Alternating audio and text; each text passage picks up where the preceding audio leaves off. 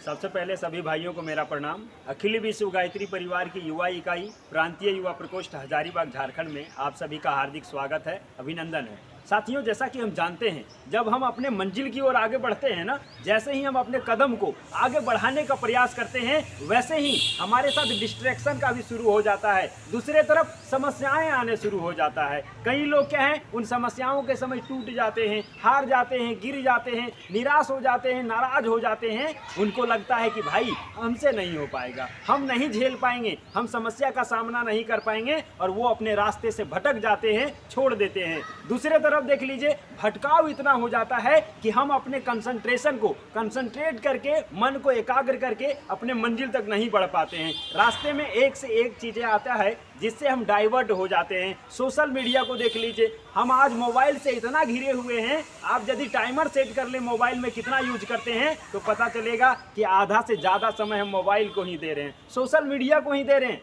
आप सीख क्या रहे हैं? बोलबा नहीं, कुछ नहीं सीखे भैया। तो क्या किए? खाली रील को स्क्रॉल करते चले गए, कुछ नहीं सीख पाए। तो भाई, हम सारे कंसंट्रेशन को एक साथ कैसे हम एकाग्र करें, मन को शांत करके सिर्फ अपने मंजिल तक कैसे बढ़ते चले जाएं, इन सारे चीज़ों के बारे में बताने के लिए प्रत्येक रविवार को यहाँ बुलाया जाता है और कहा जाता है, भाई साहब, आपका ये जो जवानी है ना, ये जवानी मंजिल की ओर जाने वाली है। ये जवानी कहीं पार्क में, कहीं चिड़ियाघर में, कहीं सिनेमा हॉल में बर्बाद करने वाली नहीं है। इस जवानी का जिसने इस्तेमाल कर लिया, वो मंजिल पर समय से पहुँच गया। और यही बात बताने के लिए हम सभी के बीच में हमारे बड़े भैया के समान आदरणीय सुरेश भैया आते हैं और हम सभी के हाथों को पकड़ करके कहते हैं कि ये जवानी जो होता है, जवानी नशा जो होता है, वो बड़ा खराब होता है। लेकिन यही जवानी का जज्बा और जोश यदि आप समझ जाते हैं, तो आप अपने मंजिल तक बढ़ते चले जाते हैं। कोई नहीं रोक पाता है, कोई नहीं भटका पाता है, कोई नहीं गिरा पाता है, और आप अपने मंजिल तक पहुंच जाते हैं। तो आप सभी के जोरदार तालियों के बीच हम आमंत्रित करते हैं आदरणीय सुरेश भैया आए और हम सभी को मार्गदर्शित करें।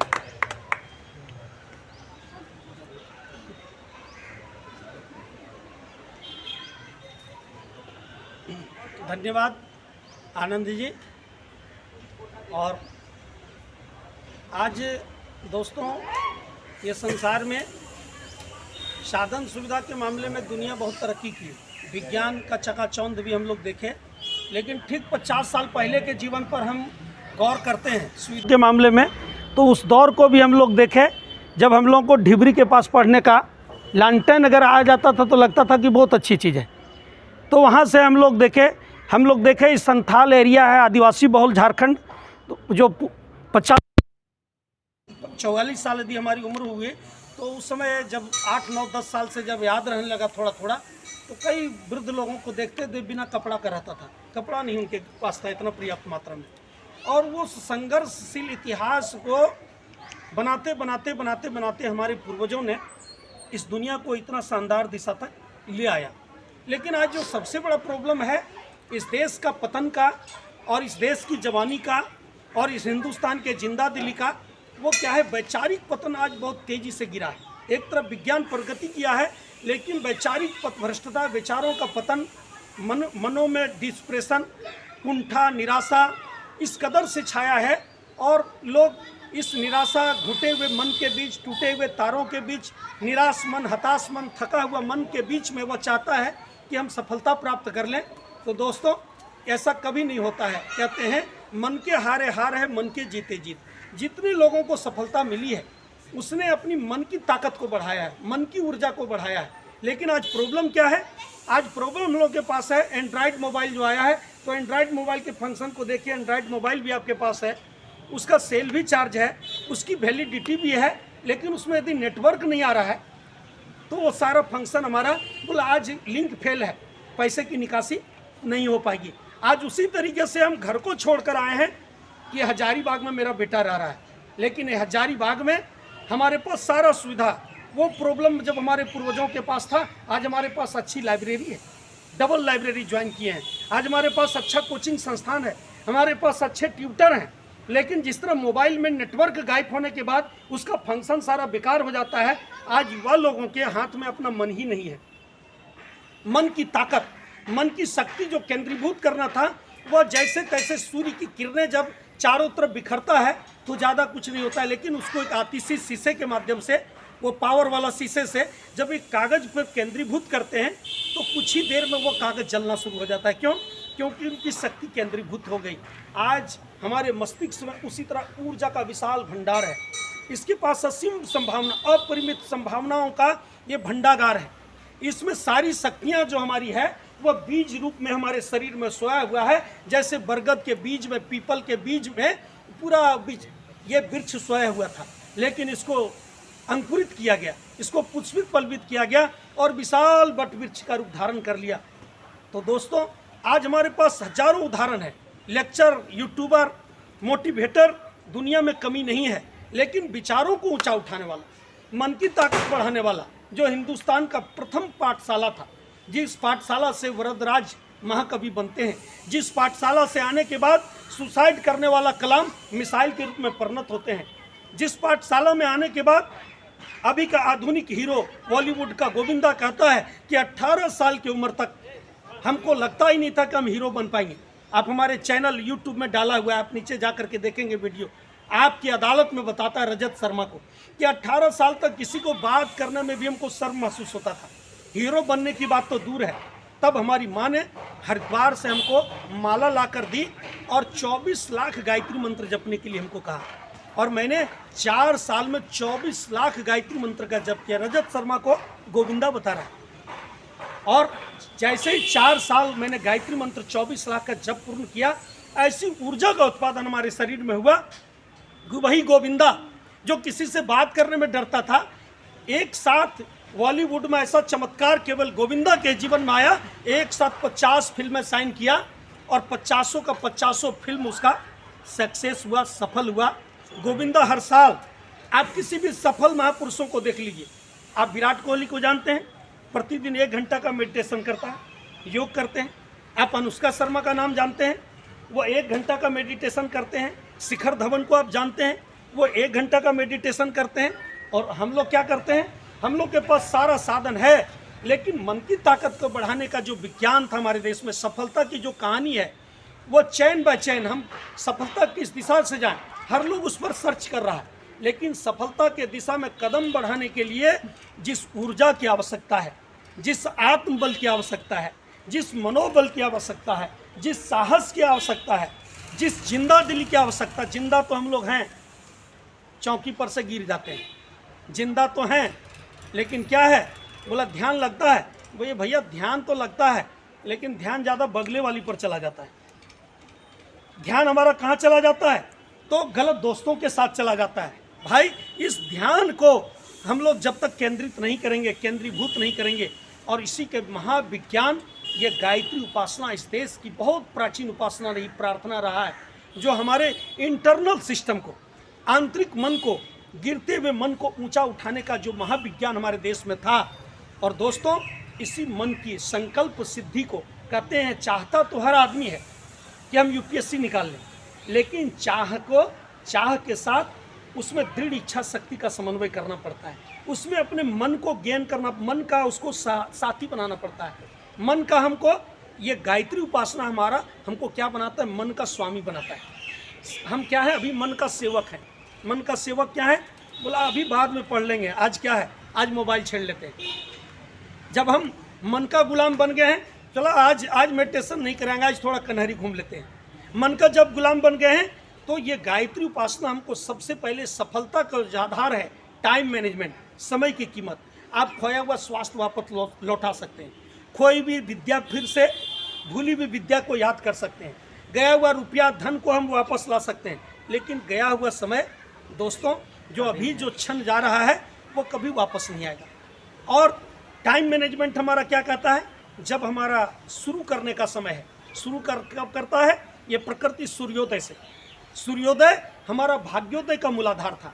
सूर्योदय होते ही सारे चिड़ियों में चहचहाट आती है, फिर वृक्ष वनस्पतियाँ प्रकाश संश्लेषण अपना शुरू कर देती है, चारों तरफ एक हलचल हो जाता है। और उस समय हम लोग सूर्योदय के समय बड़े गहरी नींद का आनंद लेते हैं। क्यों लेते हैं? टाइम का मैनेजमेंट नहीं है। जिसमें हमको 4 घंटा शाम का समय पकड़ना था, सुबह का 4 घंटा पकड़ना था, उसमें दोस्त के रूम में चले जाते हैं।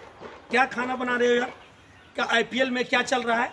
बीपीएल में क्या चल रहा है, रोहित शर्मा कितना है, वो बिहार का भी आया है वैभव, सूर्यवंशी क्या कमाल किया है। लेकिन वो जो आप देख रहे हैं दोस्तों, जिस मोबाइल में, उसको भी रिचार्ज करने का पैसा कहाँ से आया है? हमारी माँ अपना गांठ खोल करके, पिताजी तो दे ही देते हैं, लेकिन आड़े वक्त में हमारी माँ जो बड़ी मेहनत से एक एक सिक्का बचाई है वो हम देती है। और उस माँ के बारे में थोड़ा सा भी चिंतन नहीं करते, उस पिता के बारे में थोड़ा हर समय चलते रहती है जो हमको बर्बाद करने पर तुली है। इसलिए मन का स्वभाव क्या है? बुराइयों की ओर जाना। मन का जो नैसर्गिक क्या है, मन को यदि ऊंचा उठाने का साहस नहीं करेंगे तो ये आपको ले जाएगा पतन की ओर। बुराइयों की इसका ज़्यादा स्वभाव भागने का। लेकिन इसी मन को यदि आप ऊर्ध्वगामी बना लें, इसी मन को यदि आप सफलता की कहानी लिखने के लिए संकल्पित हो जाए, तो चाहे वो क्रांतिकारी का जीवन हो जो देश की आज़ादी में अपना आंदोलन चलाया। लाला लाजपत राय का थोड़ा सा उदाहरण प्रस्तुत करेंगे। लाला लाजपत राय उस समय एक वंदे मातरम उर्दू पत्रिका आती थी, तो उर्दू पत्रिका में वो डंके की चोट पर कहा, उनकी वाणी और लेखनी से विरोधी लोग तिलमिला जाते थे। वो ऐसा हाजिर जवाबी थे कि पंडित मोतीलाल नेहरू से जब कांग्रेस की स्थापना हुई, चुनाव लड़ने की बात आई, तो मदन मोहन मालवीय जी के साथ इनका संगठन हो गया और उनको बुरी तरह से चुनाव में पराजित कर दिए मोतीलाल नेहरू। वो ऐसे दृढ़ इच्छा शक्ति थी, वो क्या कहते थे? वो डंकी की चोट पर कहते थे, मेरा जो मजहब है वो हक परस्ती है, अर्थात हक परस्ती, जो सत्य पर स्थिर है, जो सही चीज है उस पर है। हमारा जो मजहब है, जो हमारा मिल्लत है, जो हमारा मेल है, वह कौम परस्ती अर्थात जातीयता। जातीयता का अर्थ क्या हुआ? वो जिस जाति में जन्म नहीं आ रहे, अर्थात हम हजारीबाग में आए हैं तो स्टूडेंट की जाति, तो अच्छे स्टूडेंट की जाति कौन है? कौन हमको गेन कर सकता है, मदद कर सकता है? तो हमारी कौम क्या है? जातीयता, मेल मिलत। और हमारी इबादत और पूजा क्या है? हलक परस्ती। हलक परस्ती अर्थात मानव सेवा।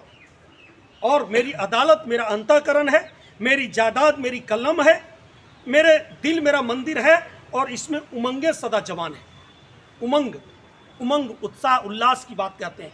चाहे वो क्रांतिकारी का जीवन हो, चाहे वह वैज्ञानिक का जीवन हो, चाहे वह खिलाड़ी का जीवन हो। वैभव कितना देर से प्रैक्टिस कर रहा था, वो अपने लक्ष्य पर केंद्रित था। अब किसी हम यहाँ का पुजारी बनाने के लिए आप लोगों को नहीं बुला रहे हैं, आप लोगों के अंदर सोए हुआ दृढ़ इच्छा शक्ति, वो जो साहस है, वो साहस इस देश में जब जिंदा दिली था। यहाँ का एक से एक लोगों का इतिहास उठाकर देखें उस जमाने में, तो किसी भी सक्सेस, हजारों लोग ऐसे आपको मिलेंगे हर सेक्टर में। आल्प्स को कोई नहीं पर्वत पार कर पाया था, लेकिन वह नेपोलियन बोनापार्ट अपने जूतों से रौंद किया और बोला कि आल्प्स आपको हमको रास्ता देना पड़ेगा। और हम लोग एक छोटा सा जॉब में ही भटक जा रहे हैं, सपने वाली हमारी आकर के नींद खराब कर रही है। तो दोस्तों, समय का मैनेजमेंट आप लोग सीखो। आप शाम का समय पकड़ो, आप सुबह का समय पकड़ो, आप नींद को खराब मत करो। यह शरीर का नैसर्गिक इच्छा है कि आप 7-8 घंटा भरपूर नींद लें, तो भरपूर नींद के लिए भी 7 घंटा का समय आपको चाहिए। लेकिन आप रात के 2 बजे तक जग जाते हैं, सुबह हड़बड़ी में आपको फिर मेंटेन करना होता है। तो आप ना सही समय से सो पा रहे हैं, न सही तरीके से भोजन कर पा रहे हैं, न सही समय से अपने पढ़ाई पर फोकस कर रहे हैं। सफलता कैसे मिलेगी? सफलता के ये मापदंड है। इसलिए संघर्ष की कहानी और सफलता की कहानी को जो ऊर्जा प्रदान करता है, तो आज के समय में ये गायत्री उपासना जो पटना से हम लोग युवा जीवन पर प्रारंभ किए, गायत्री महामंत्र सूर्य का मोबाइल नंबर है। जब हम दोनों आँखों के बीच में इस पॉइंट पर जब हम सूर्य का ध्यान करते हैं, थर्ड आई जिसको कहते हैं, तो जैसे सूर्य उगते ही फूल खिलने लगता है, वैसे ही इस पर आप, यहाँ मैग्नेटिक पावर है, इस पॉइंट पर 20 मिनट तक कंप्लीट अपने कमरे में उसको मंदिर बना लो आप, और उसी जगह आप 20 मिनट उगते हुए सूर्य। समय कौन होना चाहिए? सुबह 5 बजे से 9 बजे तक के बीच का समय। ये समय सबसे ज़्यादा बेहतर है मेडिटेशन के लिए। छत से भी कर सकते हैं, छत पे भी कर सकते हैं, कहीं भी 20 मिनट रोज, और 120 दिन तक लगातार। 120 दिन का विज्ञान है। हम लोग जब हरिद्वार गए, वहाँ का लेबोरेटरी में हम लोग देखे, हम लोग का जब मानसिक परीक्षण किया गया 1998 में, मैट्रिक एग्जाम देने के बाद गए, और उस समय हम लोग की इच्छा जागा कि ये प्रयोग तो विद्यार्थियों पर कराना चाहिए। और उसके बाद कई विद्यार्थियों का दल हम लोग लेकर गए वहाँ जाने के पहले जो विद्यार्थी का मानसिक स्थिति है, उसका मेमोरी ड्रम कितना अच्छा है, उसके शरीर में हीमोग्लोबिन की मात्रा, ये मेडिटेशन केवल आपका मानसिक शक्ति नहीं, अपने स्वास्थ्य को भी मजबूत बनाएगा। 20 मिनट रोज आप ध्यान शुरू कर दीजिए, आप 120 दिन के बाद अपना हीमोग्लोबिन टेस्ट करा लीजिए, अभी टेस्ट करा लीजिए, 120 दिन के बाद टेस्ट करा लीजिए, आपका हीमोग्लोबिन में क्या सुधार आया, आपका मेमोरी पावर का जांच का क्या उपाय है। आप 120 दिन के बाद जो भी आप टेस्ट देंगे उसमें आपका नंबर बढ़ा हुआ मिलेगा। अर्थात 8 घंटा से कम क्वांटिटी का ज़माना नहीं है दोस्तों, ये क्वालिटी का ज़माना है। आप 16 घंटा दिखावटी बनावटी वाला जीवन से आपको मुक्त होइए, ये पर्सनालिटी डेवलप करिए। पर्सनालिटी किसका नाम है मित्रों? जब 1932 में, इसी कहानी के बाद अपनी बात समाप्त करेंगे, जब गांधी जी गोलमेज सम्मेलन में गए, अंधनंगा फकीर, आधी धोती पहने वाला, जब वहाँ के राजा ने जॉर्ज पंचम ने मिलने की इच्छा जताया तो बोला आपको नीली या ग्रे कलर का कोट पहनना होगा, कोट पहनना होगा। तो बोला ये तो हमारा नहीं होगा, हम तो संकल्प ले चुके हैं, कोट टाई तो वो बैरिस्टर उस जमाने में गांधी जी पास किए, हम हजारीबाग आके पढ़ते हैं तो हमारी माँ इतना गर्व करती है। और उस जमाने अंग्रेजों के गुलाम भारत में वहाँ से बैरिस्ट्री पास करने वाला आदमी छोड़ दिया कोट टाई पैंट और पहन लिया धोती। और जब वो मिलने के लिए गया तो जॉर्ज पंचम बोला कि मिस्टर गांधी तुम्हारे कपड़े क्या हुए? भाई 56 इंच का सीना नहीं, वो 156 इंच के सीना का आदमी बोल सकता है उसमें। और वो कहिए कि यूनियन जैक यूनियन, जिसके सामने 2/3 जनसंख्या, अभी का इंग्लैंड वो नहीं था, 2/3 जनसंख्या पर वो राज करता था इंग्लैंड, उस जमाने की बात है। वो गांधी बोला कि मेरा कपड़ा तो सारा आप ही चुरा लिए। ये इस तरीके से आंख मिलाकर गांधी बात किया जॉर्ज पंचम से। तब जॉर्ज पंचम को समझ में आया। हम सोचते थे कि चर्चिल कहता था अंधनंगा फकीर, ये तो सचमुच पूरा फकीर है, लेकिन एक फकीर के सामने तो कपड़ा से हमारा ये जो दाढ़ी का मेकअप करा रहे हैं, जो बाल का मेकअप करा रहे हैं, जो कपड़ा का मेकअप करा रहे हैं दोस्तों, ये कुछ दिनों तक काम आएगा। लेकिन पर्सनालिटी को यदि जगाएंगे, आप अपने संकल्प पावर को मजबूत बनाते हैं, अपने व्यक्तित्व का विकास करते हैं, आप जब सफल पर्सनालिटी के रूप में विकसित होते हैं तो आपका पूरा दुनिया स्वागत करेगा। जहाँ भी जाएंगे वहीं आप अपना झंडा गड़ सकते हैं। तो सफलता का आधार है समय का मैनेजमेंट, समय का कीमत समझिए, और 8 घंटा आप पढ़ाई मन से कर सकें, इसके लिए 20 मिनट गायत्री मंत्र का जप, सूर्य का ध्यान, और जो भाई साहब अमृत जी हमारे इंजीनियर साहब बताते हैं स्वाध्याय, अच्छे किताब, जब भी मन भटके तो अच्छे किताबों का स्वाध्याय, समय का कीमत, आप समय से सोइए, समय से उठिए, और आधा घंटा आप इस योग प्राणायाम में दीजिए। 10 मिनट लंबी गहरी सांस खींचिए, छोड़िए, उससे ऑक्सीजन बढ़ेगा। 20 मिनट आप सूर्य का ध्यान और गायत्री मंत्र का जप करिए, फिर देखिए आपका 8 घंटा पढ़ाई में किस तरह से फोकस आने लगता है। तो इसी स्वभाव के साथ गायत्री महामंत्र भगवान सूर्य का मोबाइल नंबर प्रतिदिन 20 मिनट रिंग करें और तेज करें, अपना रिमेंबर बढ़ाएं, अपना मेमोरी पावर, अपना आदास क्षमता। इसी स्वभाव के साथ जो भी युवा साथी यहाँ आज पहली बार आए हैं, उनसे एक ही रिक्वेस्ट है कि आप इसको कंटिन्यू बनाएं, एवरीडे, हर संडे बनाएं, और आप भी आएँ और अपने साथ नए साथियों को भी जोड़ें। ऐसा इंस्टीट्यूट आपको कहीं नहीं मिलेगा। पटना में 1995 से अभी 2024 तक की यात्रा में 4.5 लाख युवा जुड़ा और हजारों विद्यार्थी SSC, banking, railway, BPSC, JPSC, defence के पर्सनालिटी में सक्सेस हुआ। सबसे पहले गायत्री उपासना आपको सकारात्मक ऊर्जा देगा, सोचने का तरीका, तनाव, डिप्रेशन से बचाएगा, और जैसे ही मन की ताकत आपकी बढ़ेगी, आपको अपने जो काम करते हैं उसमें मन लगने लगेगा। अभी आपका असली काम है आपकी पढ़ाई, और उस पढ़ाई पर आप सफलता की सीढ़ी पर चढ़ना चाहते हैं तो आप इस तरीके से गेन करें। इसी स्वभाव के साथ अपनी वाणी को यहीं विराम देते हैं। धन्यवाद, नमस्कार, प्रणाम।